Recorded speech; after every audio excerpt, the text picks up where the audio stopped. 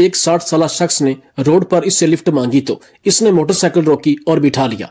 इस शख्स ने पूछा, आप कहां तक जा रहे हैं? इसने कहा, शाहराह फैसल। इस शख्स ने कहा, मुझे भी वहां लाल कोठी तक जाना है, अगर हो सके तो उतार दें। इसने कहा, मुझे वहां स्टाफ का नाम नहीं पता, जिंदगी में पहली बार जॉब का इंटरव्यू देने जा रहा हूं, इस इलाके को नहीं जानता। इस शख्स ने पूछा कि कहां है इंटरव्यू? इसने बताया कि नर्सरी के सामने एक प्लाजा है, वहां। इस शख्स ने कहा, मुझे भी वहीं उतार देना। मैंने इसे अपना नाम अब्दुल मजीद बताया। इसने भी अपना तारुफ अकलीम के नाम से किया। अब्दुल मजीद ने बताया कि इनकी कंपनी सरकारी प्रोजेक्ट्स पर काम करती है और ये इंजीनियर हैं। ट्रैफिक के शोर की वजह से ज्यादा बात ना हो सकी, मगर बूढ़े शख्स ने इतना जरूर कहा कि अगर इंटरव्यू में कामयाबी चाहते हो तो कमरे में दाखिल होते वक्त इंटरव्यू लेने वाले शख्स के सर पर ठंडा पानी जरूर डाल देना। पता नहीं इस बात से इसका क्या मकसद था, मगर नौजवान ने मजाक ही समझा। स्टॉप के सिग्नल पर मोटरसाइकिल रुकी तो बराबर में एक और मोटरसाइकिल रुकी तो पीछे से एक मोटरसाइकिल इनकी मोटरसाइकिल से टक्कर आ गई। अकलीम मोटरसाइकिल समेत नीचे गिर गया। इर्द गिर्द के लोगों ने उठाया। अकलीम ने गुस्सा दिखाया। दूसरे मोटरसाइकिल वाले ने माजरत की और कहा कि ब्रेक ने काम नहीं किया। इसने ये बताया। अकलीम अपने पीछे बैठे मुईद साहब को ढूंढने लगे, लेकिन वो कहीं नजर ना आए।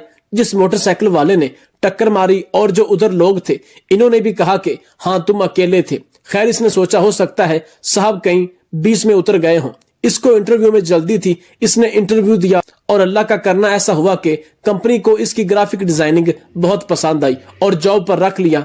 अगले दिन ये सुबह ऑफिस के लिए निकला और ट्रैफिक के सिग्नल पर रुका तो अचानक एक आदमी इसकी मोटरसाइकिल के पीछे बैठा तो ये चौंक गया। देखता है कि मुईद साहब ही थे। इन्होंने बैठे बैठे मजाक के अंदाज में शिकायती लहजे में कहा, मुझे छोड़ गए तुम? अकलीम ने कहा, मैं मोटरसाइकिल से गिरा, जब उठा तो आप नहीं थे। इन्होंने कैका लगाया और कहा, नजर का धोखा होगा, तुम गिरे फिर भी मैं वहीं था, लेकिन तुम उठे और निकल गए। अकील ने कहा, अरे नहीं भाई, मैं 2 मिनट तक वहीं रहा, आप नहीं थे। सिग्नल खुला और शाहराह फैसल लाल कोठी के बिल मुकाबल रोड पर रुक गया।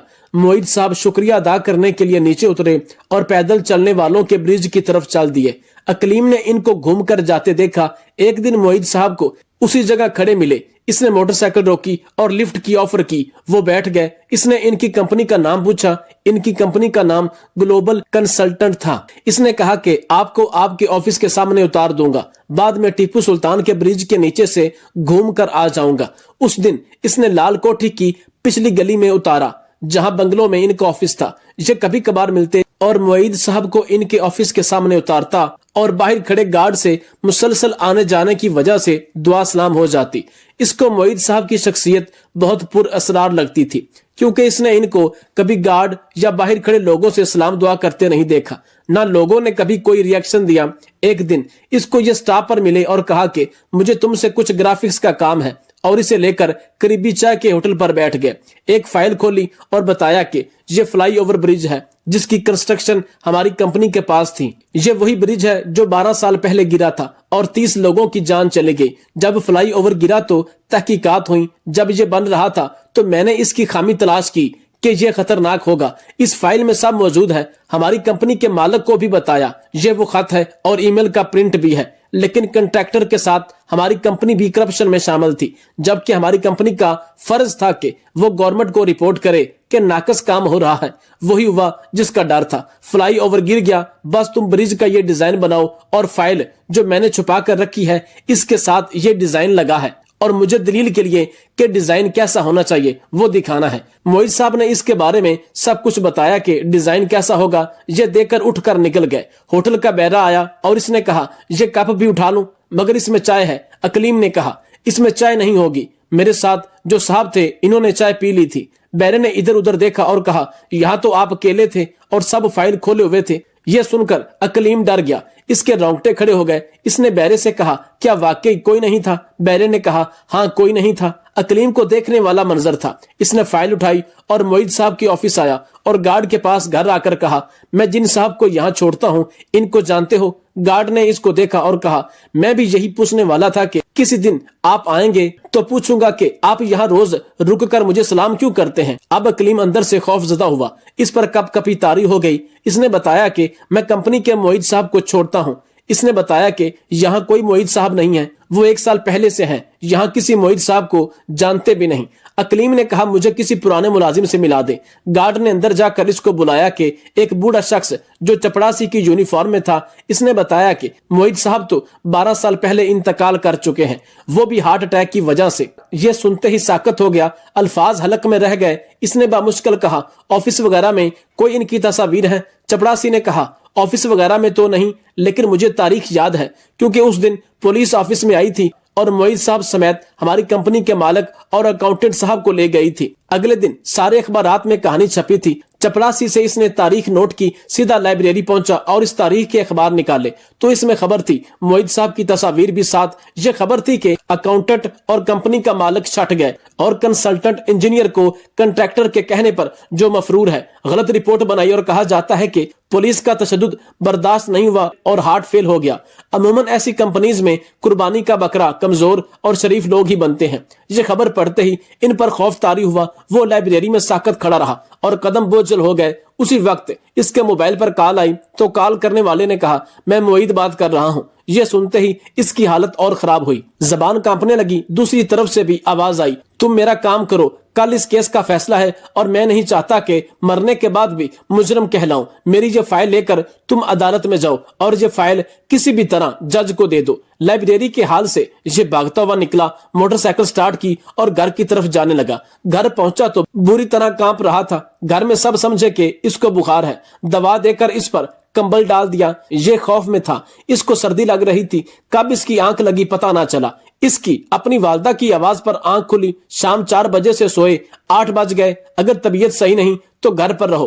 اب اس پر غنودگی تھی اور اس کی نظر اپنے بیگ پر پڑی جس میں فائل تھی۔ یہ جلدی سے اٹھا، اپنے لیپ ٹاپ پر ڈرائنگ بنائی، پرنٹ آؤٹ نکالا، گھر سے نکل کر عدالت پہنچا اور پوچھتے ہوئے کمرہ عدالت کا پتہ کیا جہاں اس کے کیس کا فیصلہ ہونا تھا۔ اس کو نہیں پتا تھا کہ کیسے کسی قانونی کیس میں مداخلت کرتے ہیں۔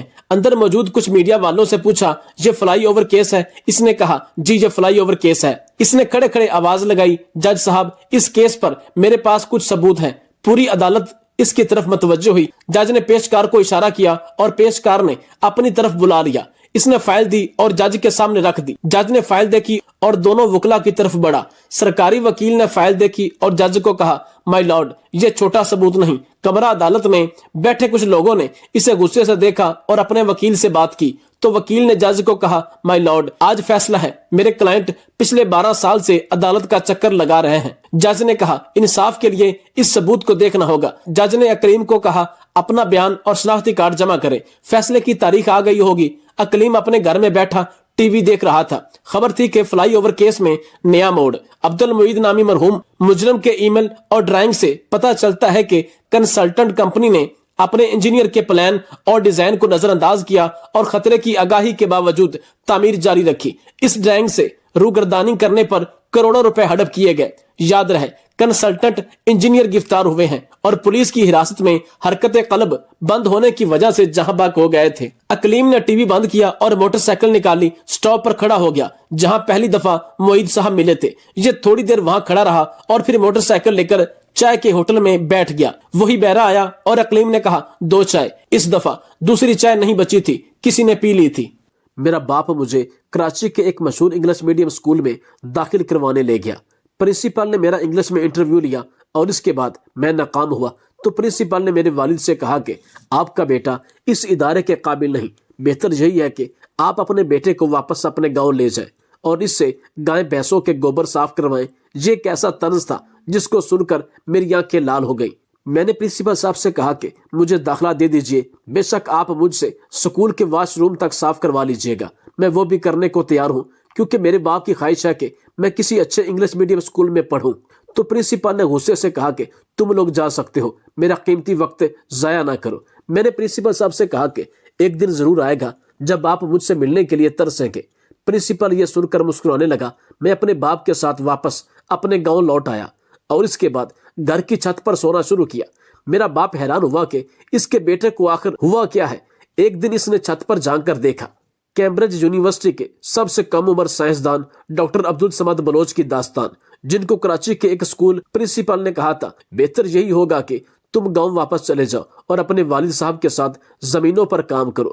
پاکستان کے صوبہ بلوچستان کے پسماندہ ضلع کے دور دراز گاؤں بلیدہ کے رہائشیوں نے کبھی سوچا نہیں ہوگا کہ ان کے علاقے کے ایک غریب طبقے کے ذمہ دار کا بیٹا خلائی ٹیکنالوجی پر کام کرنے والا سائنسدان اور برطانیہ کی کیمبرج یونیورسٹی میں اپنے ڈپارٹمنٹ کا سب سے کم عمر سینئر ریسرچر، سائنسدان اور فیلو ہونے کا اعزاز حاصل کرنے والا ہے۔ میرا تعلق ایک ایسے علاقے سے ہے جہاں پر تعلیم کا کوئی زیادہ رواج نہیں تھا، بلکہ پورے علاقے میں گنتی کے ہی چند لوگ ہوں گے جو خط وغیرہ پڑھ سکتے تھے۔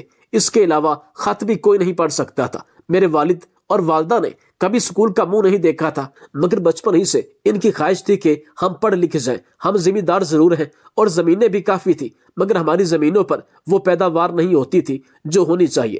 چنانچہ والدہ میری ضرورتیں پوری کرنے کے لیے کیا کچھ کرتی تھی میں بیان نہیں کر سکتا۔ اس سے بڑھ کر یہ کہ والد صاحب کو اقبال کے کچھ اشعار یاد تھے جو وہ مجھے اور میرے بھائیوں کو ہر وقت سنایا کرتے تھے، جس سے ہماری ہمت بن جاتی تھی۔ پڑھائی میں میری دلچسپی کو دیکھتے ہوئے والد صاحب ہمیں ساتھ لے کر کراچی کے علاقے لیاری پہنچ گئے۔ جب میں پہلی مرتبہ کراچی آیا تو یقین کریں کہ مجھے ایسا لگا کہ یہ کوئی اور ہی دنیا ہے۔ لوگ ٹریفک روشنیاں دیکھ کر حیرت زدہ ہو گیا۔ رات کے وقت جلتی لائٹیں دیکھ کر مجھے ایسا لگا جیسے میں کسی روشنیوں کے شہر میں پہنچ چکا ہوں۔ لیاری میں ایک اردو میڈیم اسکول میں داخلہ لیا، مگر جلد ہی اس بات کا اندازہ ہو گیا کہ جب تک انگریزی اچھی نہیں ہوگی اس وقت تک ترقی ناممکن ہے۔ اس صورتحال کا اندازہ ہونے کے بعد پڑھنے کی ٹھان لی۔ میں ایک دیہاتی بچہ تھا جو شہری طریقے کو زیادہ نہیں جانتا تھا، مگر میرے پاس والدین کا دیا ہوا اعتماد، کچھ کر گزرنے کا حوصلہ تھا۔ اس موقع پر پرنسپل صاحب نے اپنے دفتر میں والد صاحب کی موجودگی میں میرا انٹرویو لیا اور انگریزی میں ہی مجھ سے بات چیت شروع کر دی۔ حالانکہ والد صاحب نے پرنسپل کو پہلے بتایا تھا کہ یہ یہاں داخلہ لینا اس لیے چاہتا ہے کہ اس کی انگریزی بہتر ہو جائے۔ صورتحال یہ تھی کہ انگریزی تو مجھے آتی نہیں تھی، مگر سمجھ لیتا تھا۔ سب سے پہلے انگریزی میں میرا نام پوچھا، جس کا میں نے اردو میں جواب دیا۔ اس کے بعد انہوں نے پوچھا کہ والد صاحب کیا کرتے ہیں۔ میں نے بتایا کہ زمینوں میں کام کرتے ہیں۔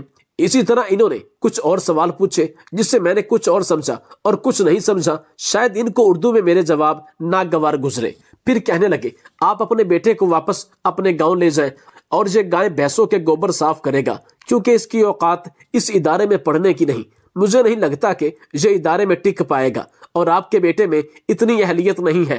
پرنسپل کے الفاظ سن کر میرے والد کے چہرے پر پریشانی کے آثار نمایاں تھے۔ یہ ایسے الفاظ تھے جن کو سن کر میری آنکھوں میں آنسو جاری ہو گئے، جبکہ میرے والد مجھ سے نظریں چرا رہے تھے۔ میں نے بغیر سوچے پرنسپل سے کہا کہ کچھ عرصہ بعد آپ مجھ سے ملنے کو ترسیں گے۔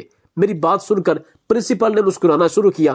یہ بہت بڑی بات تھی جو میں نے کہی تھی، اور وہ بھی بغیر سوچے سمجھے کہہ دی۔ لیکن اب میں نے سوچ لیا تھا اور ٹھان لیا تھا کہ مجھے تو حوصلے اور عزم کا سبق سکھایا گیا تھا۔ میں واپس اپنے باپ کے ساتھ اپنے گاؤں آ گیا۔ میں نے ابا جان سے کہا کہ میں چھت پر ہی سویا کروں گا۔ ابا جان حیران ہوئے کہ اتنی سردی میں باہر چھت پر کیسے سوئے گا، لیکن میں نے سوچ لیا تھا کہ میں اب نیلی چھت کے نیچے ہی سویا کروں گا۔ کھلے آسمان تلے سونا ہے مجھے۔ ابا جان نے مجھ سے پوچھا کہ بیٹا ایسا کیا ہے، تم ایسا کیوں کر رہے ہو، یوں کھلے آسمان کے نیچے کیوں سونا چاہتے ہو؟ میں نے ابا سے کہا کہ ابا جان، پرنسپل کی بات ابھی تک بھول نہیں پایا۔ میرا دم گھٹ رہا ہے، آزاد فضا میں سانس لینا چاہتا ہوں۔ میں ان تاروں کو محسوس کرنا چاہتا ہوں۔ میری منزل اتنی ہی دور ہے جتنے کہ یہ تارے۔ میں جانتا ہوں کہ زندگی میں مجھے بہت سارے مشکلات کا سامنا کرنا پڑے گا، لیکن میں وہ منزل حاصل کر کے ہی رہوں گا۔ بیٹے کی بات سن کر باپ کی آنکھوں میں آنسو تھے۔ باپ نے کہا، بیٹا میری دعائیں تمہارے ساتھ ہیں۔ تم اس پرنسپل کی باتوں کو دل پر نہ لو، بلکہ ہمت اور عزم سے اپنی محنت جاری رکھو۔ انشاءاللہ تجھے اپنا مقام ضرور حاصل ہوگا۔ یہ بات تو ذہن نشین ہو گئی تھی کہ انگریزی سیکھنا لازم ہے۔ لیاری میں ہی ایک انگلش میڈیم اسکول کے بینرز اور پوسٹر لگے تھے۔ میں نے والد صاحب سے کہا کہ مجھے اسکول میں داخل کروا دے۔ انگریزی سیکھنے کے لیے میں نے خود سے ہی کوشش شروع کر دی۔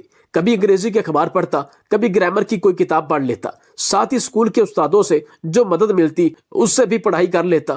گو کہ یہ ایک چھوٹا سا سکول تھا، لیکن کچھ استاد انتہائی محنت سے پڑھایا کرتے تھے۔ جب میٹرک کے امتحان تھے تو لوگوں نے مجھے نقل کرنے کی ترغیب دی، مگر میں نے انکار کر دیا کہ مجھے اپنی محنت کا پھل چاہیے، اور محنت کا پھل ضائع نہیں ہوتا۔ یہی میری والدہ کی بھی مجھے نصیحت تھی، اور ہوا بھی یہی۔ میٹرک کا جب نتیجہ آیا تو میرا A+ گریڈ آیا۔ میں نے میٹرک 2003 میں کیا تھا، جبکہ اسی سال کے آخر میں DG سائنس کالج کراچی میں داخلہ لینے کی کوئی دقت پیش نہیں آئی۔ مایا ناز سائنسدان ڈاکٹر عبدالقدیر خان بھی اسی کالج میں پڑھتے تھے۔ FSC کے دوران میں ٹیوشن بھی پڑھتا رہا، کیونکہ ظاہر ہے والدین پر اتنا بوجھ نہیں ڈال سکتا تھا، لیکن اس کی دوسری وجہ یہ بھی تھی کہ مجھے درس و تدریس اور تحقیق سے دلچسپی تھی۔ مجھے لگا تھا کہ اگر میں پڑھاؤں گا تو زیادہ سیکھوں گا، اور ہوا بھی یوں۔ FSC کا سلسلہ اسی طرح چلتا رہا۔ جب نتیجہ آیا تو یہاں پر بھی میں نے A1 گریڈ حاصل کیا۔ FSC کے بعد KPK کے شہر سوابی میں Ghulam Ishaq Khan institute of engineering science اور ٹیکنالوجی میں داخلے کے لیے انٹری ٹیسٹ دیا۔ تیاری پوری تھی، چنانچہ انٹری ٹیسٹ شاندار طریقے سے پاس کیا اور 100% اسکالرشپ ملا۔ میرے بھائیوں نے تعلیم کو عموماً خیر بات کہہ دیا تھا۔ وہ چھوٹے موٹے کاروبار کر رہے تھے جس سے وہ ہر ماہ مجھے رقم بھیجتے۔ یہ رقم مجھ جیسے طالب علم جس کی ساری توجہ تعلیم پر تھی کافی تھی، جبکہ یونیورسٹی کی تعلیم تو اسکالرشپ پر تھی۔ مطلب یہ کہ 7ویں کلاس میں کراچی آنے کے بعد جو مسائل شروع ہوئے تھے وہ FSC کرنے اور یونیورسٹی میں داخلہ لینے کے بعد ختم ہو چکے تھے اور کامیابیوں کا سفر شروع ہو گیا تھا۔ آج اگر میں تحقیق سے وابستہ ہوں تو در حقیقت یہ مجھے غلام اسحاق خان انسٹیٹیوٹ میں پروفیسر فضل احمد خالد کی ترغیب ہے اور حوصلہ تھا کہ میں نے یونیورسٹی میں ہی فیصلہ کر لیا تھا کہ مجھے تحقیق سے وابستہ ہونا ہے۔ یونیورسٹی میں 2009 میں فارغ ہوا اور اسی سال ایگرو کیمیکل کراچی میں ملازمت شروع کر دی۔ 1 سال تک ملازمت کرتا رہا۔ اسی دوران تحقیق اور اعلیٰ تعلیم کے مختلف اسکالرشپ پروگرامز اور اداروں سے رابطے میں رہا، جس کے بعد مجھے جاپان، کوریا، کینیڈا، جرمنی، امریکہ اور ابوظہبی سے اسکالرشپ ہوئی۔ MPhil اور ریسرچ کرنے کے لیے سب سے بہترین آفر خلیفہ یونیورسٹی ابوظہبی سے ملی، کیونکہ اس کے ساتھ امریکہ کی MIT یونیورسٹی کا بھی تعاون تھا۔ دوسری بات یہ کہ ریسرچ کے دوران ان کا اعزازیہ ایک اچھی تنخواہ جتنا تھا، جس کی وجہ سے میں نے قبول کر لیا۔ اس کے بعد scholarship he university of Tokyo سمیت بہت سے عالمی اداروں میں ریسرچ کی، اور PIT کے دوران میری تحقیق زیادہ تر گرافین نام کے معاہدے پر تھی، جس کو استعمال کر کے مختلف آلات بنائے جاتے ہیں۔ یہ ریسرچ بہت سے بین الاقوامی اخبار میں شائع ہوئی۔ جب میری ریسرچ شائع ہوئی تو مجھے امریکہ، ابوظہبی، ٹوکیو سے مختلف آفرز آئیں۔ میری ریسرچ کیمبرج یونیورسٹی کے ایک مایہ ناز سائنسدان کو اچھی لگی، جنہوں نے مجھے وہاں جاب آفر کی۔ ویسے تو تنخواہ اور مراعات کے حساب سے بہترین آفر ابوظہبی کی تھی، لیکن میرا مقصد تنخواہ نہیں تھا بلکہ اگلی منزل تک پہنچنا تھا۔ چنانچہ میں نے یونیورسٹی سے آنے والی آفرز کو قبول کیا، کیونکہ مجھے تحقیق کے میدان میں کام کرنا تھا۔ شاید دنیا بھر میں تحقیق کے حوالے سے سب سے بہترین سہولتیں اور ماحول کیمبرج یونیورسٹی میں ہی دستیاب تھا، جہاں سے نیوٹن جیسے سائنسدان منسلک رہ چکے ہیں۔ 2 سال تک کیمبرج میں ریسرچ سائنسدان کی حیثیت سے کام کرنے کے بعد مجھے سینئر ریسرچ سائنسدان کی حیثیت سے کام کرنے کا موقع ملا۔ مجھے پتا نہیں، مگر کہا جاتا ہے کہ کیمبرج میں ریسرچ سائنسدان سے سینئر سائنسدان کا درجہ حاصل کرنے کے لیے 2 سال بہت ہی کم عرصہ ہے، اور مجھے بھی یہی لگتا ہے کہ میں وہاں سب سے کم عمر سینئر سائنسدان ہوں۔ کیمبرج میں جانے کے بعد بہت سے یورپی کمپنیوں اور اسپیس ایجنسیوں کے ساتھ مل کر اسپیس ٹیکنالوجی سے منسلک آلات بنائے۔ ان آلات کو ٹیسٹ کرنے کے لیے وقتاً فوقتاً خلائی جہاز اور مصنوعی سیارے لانچ کرتے ہیں، جن میں پیرابولک فلائٹ، ساؤنڈ راکٹ اور دیگر اسپیس کرافٹ شامل ہیں۔ گرافین کو پہلی مرتبہ خلا میں بھی جانے کا موقع ملا۔ مختلف تحقیقات بھی جاری ہیں، جن میں سینئرز کے علاوہ خلا میں اگر جسم پر زخم لگ جائے تو اس کو کس طرح بھرا جائے، اس پر بھی کام جاری ہے۔ اس کے علاوہ پاکستانی طالب علموں کے لیے برطانیہ کی کچھ تنظیموں کے ساتھ مل کر ایک پروجیکٹ شروع کر رہے ہیں، جس میں ان کو سیٹلائٹ فراہم کرنے کی کوشش کر رہے ہیں۔